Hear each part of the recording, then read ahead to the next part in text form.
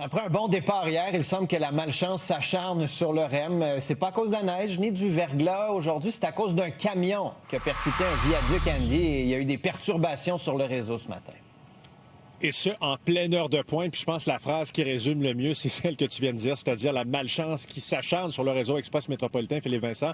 On va se transporter en images, si tu le veux bien. Vous allez voir des images de ce camion qui, justement, a percuté un viaduc. Là, je situe les gens, on est dans le nord de la ville, angle Henri Bourassa et du boulevard Marcel-Lorrain, tout près de la nouvelle station Bois-Franc. Donc, il y a cet incident-là qui survient rapidement, vous doutez, par mesure de sécurité. Bien, les différentes équipes du réseau express métropolitain, l'opérateur, tout ça, prennent la décision de suspendre là, et d'interrompre le service brièvement, là, partout pour s'assurer et regarder ce qui se passe. Ensuite, quelques minutes, je dirais, plus tard, on prend la décision que le service va reprendre donc entre les stations Brossard, Côte-de-Liesse et Bois-Franc, Deux-Montagnes. La clientèle, à ce moment-là, selon les explications qui nous sont fournies, va être invitée, redirigée vers les autobus locaux. Là, il y a beaucoup de confusion à ce moment-là. On en reparlera dans un instant, Philippe Vincent. Puis peu avant 9 heures, le service complet là, va reprendre. Évidemment, c'est suite à l'inspection de la structure par des ingénieurs qui se sont assurés que tout était sécuritaire avant de donner le feu vert.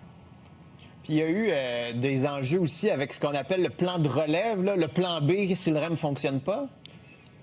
Ben c'est ça, c'est un peu comme je disais il y a un moment, c'est-à-dire que à partir du moment où on interrompt tout ça, en tout cas une bonne partie du réseau, les gens sont invités à être redirigés vers les autobus locaux. Là, il y a beaucoup de confusion à ce moment-là. Les gens cherchent les navettes, savent pas trop donner de la tête. Il y a des gens qui sont là, semble-t-il, pour donner de l'information. Il y a des autobus, là, selon ce qu'on nous a raconté, qui vont arriver parfois très tard et quand ils arrivent, ils sont bondés.